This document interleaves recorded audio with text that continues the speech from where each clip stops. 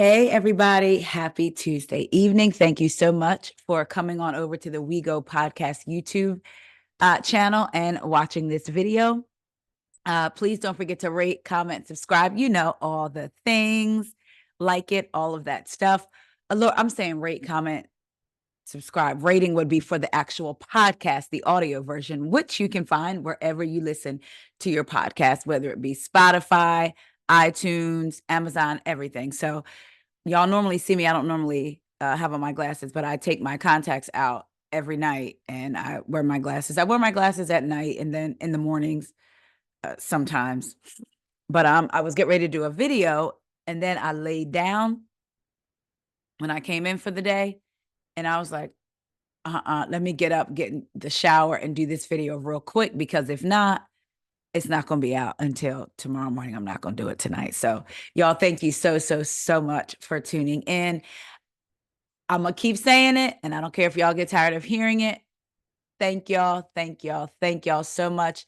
I feel like y'all are like literally a part of my growing process. And with this YouTube channel, I started a channel back in 2016 and did like 2 videos because I've been podcasting since 2016. And I've mentioned this before, it's a totally different podcast. So I'd started a YouTube to go along with that, but I didn't stick with it. I was so focused on the podcast, and what have you. And I've always wanted to do YouTube and just coming in and being able to have the wonderful people that I've had on this particular podcast and the support that they've shown. And then me coming into the YouTube space and people showing me support there. I appreciate y'all so much. I just feel like y'all are like a part of my journey with me now. So thank you, thank you, thank you for every comment, whether you agree or disagree. Thank you for being respectful about it. I know sometimes, a creator or somebody talking may say something that we don't agree with and we like, but I know that just comes from your love of these shows and of pop culture, right? And like the Brooke Ashley says, I would rather evoke some emotion in you.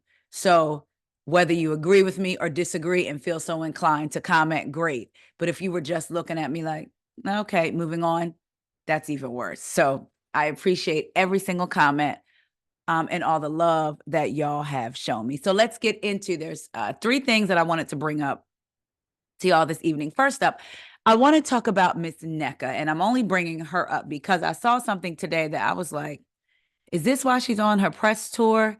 Or when she keeps saying she has exciting things coming up, does she already have something happening and we didn't even hear about it on the show? So I went to her Twitter and on April 21st, so what was that, like 2 days ago?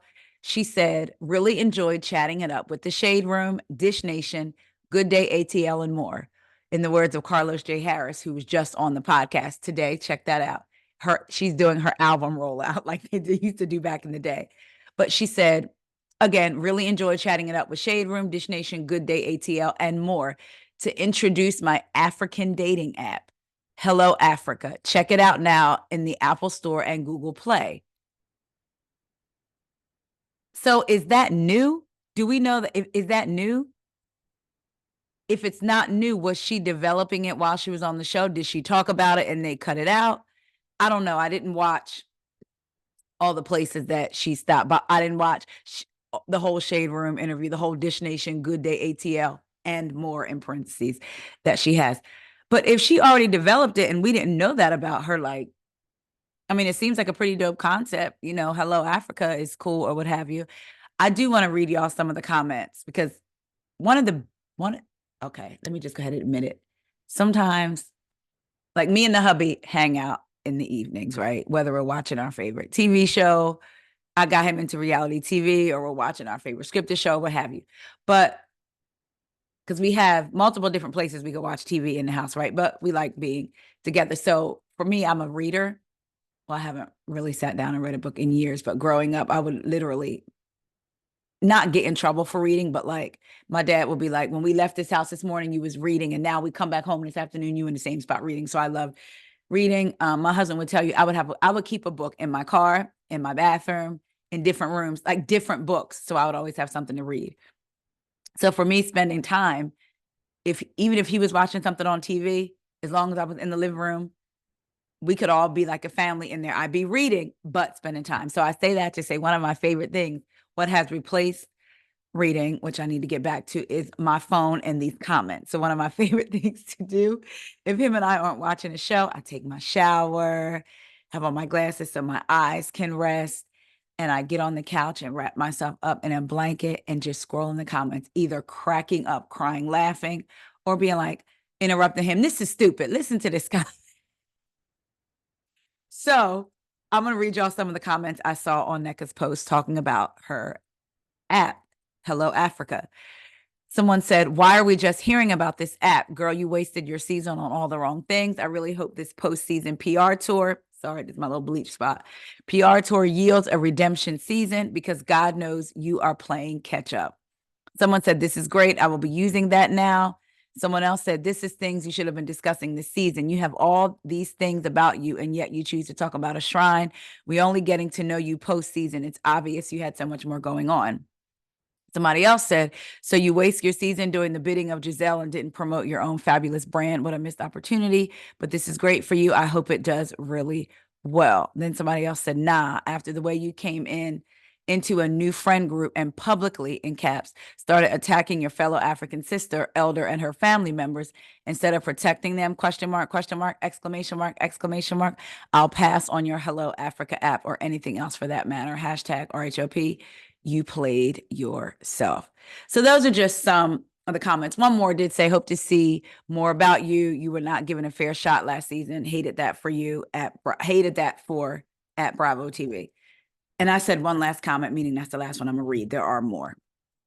So yeah, I'm like, is that why she's doing her album rollout and doing all this press? Is she promoting her Hello Africa app? Because she did say, make sure you follow me. I have a lot of exciting things. And I was wondering if this was one of them, or again, did she already have this and we just didn't hear about it on Potomac?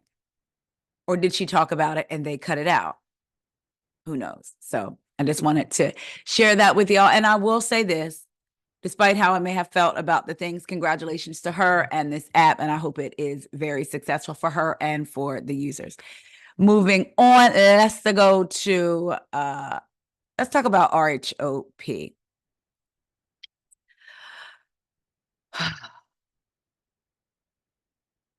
According to TV Deets, they're reporting that Ashley, Giselle, Karen, Mia, and Wendy are returning for hashtag RHOP season 9 as full-time housewives. I'm going to go to Instagram real quick because I wanted to read you the caption because Carlos sent that to me. That was on Twitter. And then I went over to Instagram and I just want to show y'all this really, really, really quick. I'm sure you've all seen the picture by now. So I'm sure y'all have all seen this picture. So it says, exclusive, RHOP season 9 begins filming next week. Hashtag RHOP begins filming for season 9 at the end of this month with Ashley Darby, Giselle Bryant, Mia Thornton, Karen Huger, and Wendy Osefo returning as full-time housewives, sources tell TV Deets exclusively. In addition to original cast member Robin Dixon exiting the series, Candice Diller-Bassett has confirmed she will not be back, while reports have also suggested last year's newbie Nneka is out. While Nneka has yet to announce her exit, sources confirm with TV Deets that she was not asked back for season 9. Kiana Stewart, who was introduced as a friend of Wendy's during season 8, is not expected to return. Hashtag Real Housewives, hashtag Real Housewives of Potomac.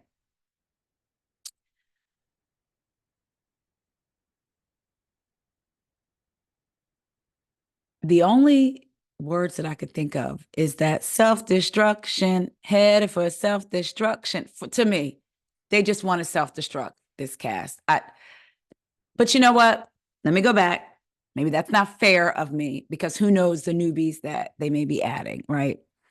I don't even know how to talk about this and I've said it before. I honestly don't wish for anybody to lose their job, right? Because I wouldn't want somebody to wish for me to lose my job. But we're supposed to suspend reality and forget that this is a show and that we're watching their real lives.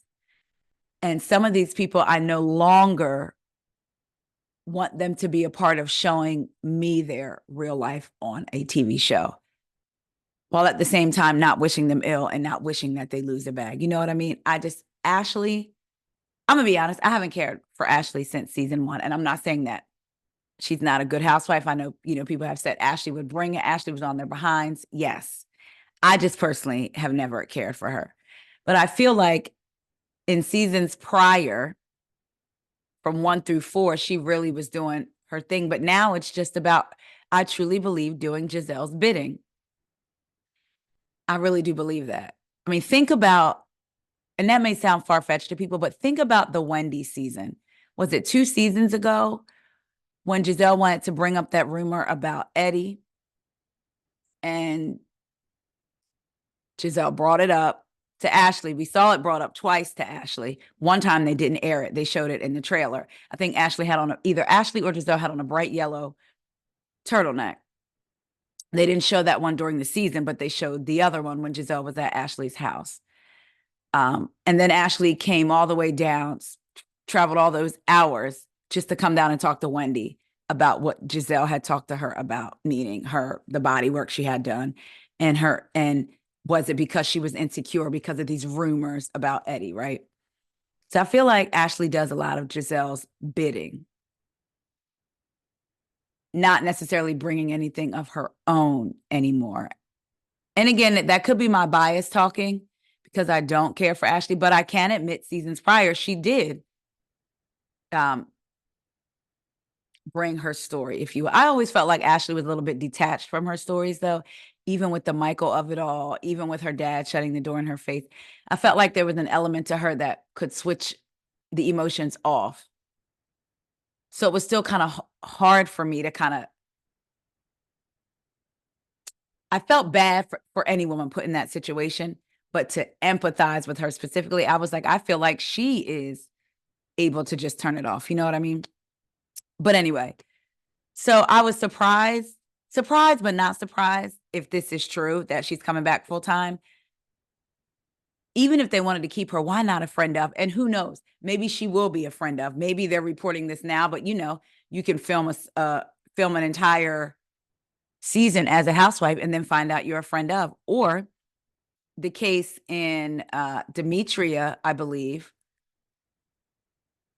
film with the Real Housewives of Atlanta, when the season of her and Claudia filmed as a friend of, then was promoted to be a housewife at the last minute. And then I think Demetria had filmed as the housewife and then was demoted to a friend of. I think that's how it happened.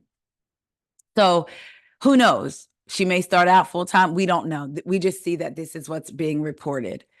I do think, there's people saying that Candace was either fired or that she knew she wasn't going to be asked back. So she gave her notice, which, if that's the case, she gave her notice. So guess what?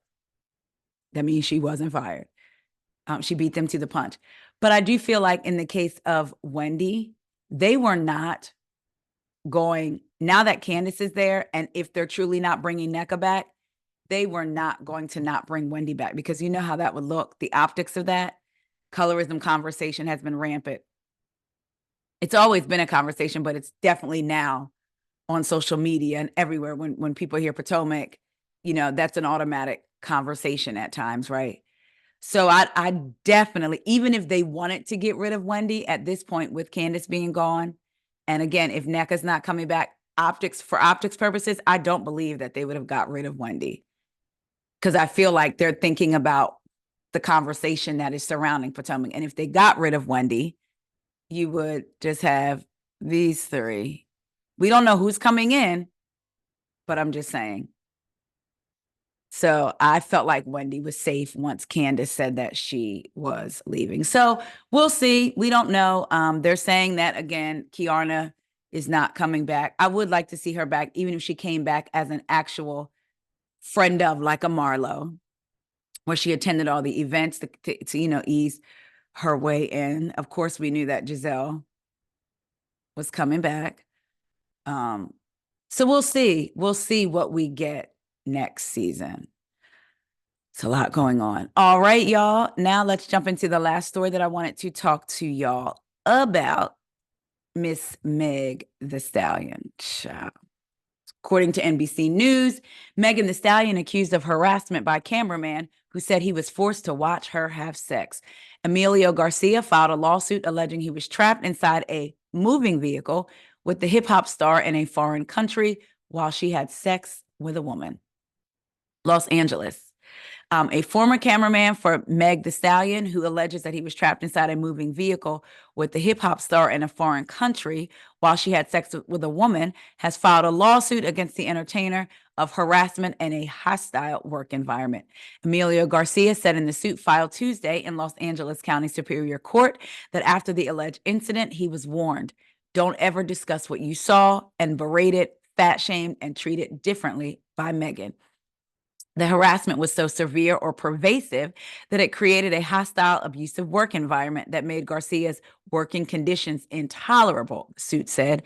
This is an employment claim for money with no sexual harassment claim filed and with salacious accusations to attempt to embarrass her. We will deal with this in court, an attorney for Megan Thee Stallion, Alex Spiro, said Tuesday. So he's saying that there's no sexual harassment claim filed. Representatives for Roc Nation did not respond to requests for comment. Garcia began working for Megan Thee Stallion, whose real name is Megan Pete, as a personal cameraman in 2018. Quit his job in 2019 to pursue the gig with the Grammy winner full-time and worked for her until June 2023, the lawsuit read. Garcia said in the lawsuit that he traveled with Megan to Ibiza, Spain in June 2022, and that while in an SUV with Megan and 3 other women after a night out, Megan and one of the women began to have sex next to him in the moving car. I felt uncomfortable. I was kind of frozen and I was shocked at kind of just, this is what it read. This is what he says. I felt uncomfortable. I was kind of frozen and I was shocked at kind of just be the overall audacity to do this right beside me, Garcia told NBC News in an interview. The following day, the rapper asked Garcia whether he was in the car with them the night before, and when he confirmed he was, Megan told him, don't ever discuss what you saw, the suit states. Garcia said in his suit that during the same trip, Megan hurled fat-shaming insults at him, calling him a fat bee and telling him to spit your food out and you don't need to be eating. To hear someone who advocates about loving your body tell me these things, Garcia said in the interview, I felt degraded. When they returned from the trip, Garcia said in the lawsuit, his compensation structure was changed from a monthly flat rate to a pay-per-task system that required him to submit invoices for each assignment. He said he was expected to provide the same services despite the pay structure change, but alleges that he was treated differently following the Ibiza trip and saw a decrease in bookings Megan hired him to do. Garcia began to consider quitting the job because of Megan's possessiveness, combined with a lack of appropriate pay for the amount of time asked of him and a lack of bookings, the suit states. Garcia remained on the schedule for a June 2023 job, but the night before, Roc Nation notified him that his services would no longer be required by Megan, according to the lawsuit. While working for Megan, Garcia endured a barrage of relentless sexual and fat-shaming comments, plunging him into profound emotional distress. What I learned throughout the years is that, especially coming from an office environment, is there's no HR department in the entertainment business, Garcia told NBC News in an interview. So if you don't know that you're being done wrong, you don't really know how to advocate for yourself until you start asking. Maybe you start asking your peers who have representation. They have agents, they have management, they have an attorney. So I just really want to encourage people to advocate for themselves.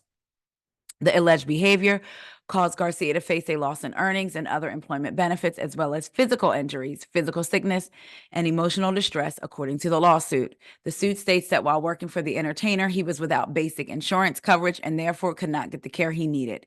Now he grapples with mounting anxiety, depression, and physical distress stemming from the toxic work environment, according to the suit. Megan just needs to pay our client what he's due, own up to her behavior, and quit this sort of sexual harassment and fat-shaming conduct. Ron Zambrano, an attorney for Garcia, said in a statement to NBC News, Emilio should never have been put in a position of having to be in the vehicle with her while she had sex with another woman. Inappropriate is putting it lightly. Exposing this behavior to employees is definitely illegal. Garcia's lawsuit also outlines alleged employment and wage violations that center on his classification as an independent contractor. The lawsuit alleges that Megan prohibited him from working for anyone else and was denied overtime pay and breaks. His misclassification as an independent contractor left him without basic insurance coverage, depriving him of essential health care. Garcia told NBC News in an interview that he is seeking more than six figures. The suit seeks unpaid wages as well as interest on the unpaid wages, unpaid overtime wages, and other employee benefits at the legal rate. He is also seeking statutory penalties and wage penalties pursuant to California labor laws, punitive damages, according to proof and costs he incurred, including attorney's fees. Ooh, that was a lot. It's very reminiscent of the Lizzo lawsuit where they accused her of them having to watch things of a sexual nature with her and fat shaming and all of that. This is a lot. I truly hope. I mean, I don't even know what to say. It's like, what is going on? Meg, you might be in danger if this is true. You have got to be careful. I think that sometimes lines get blurred.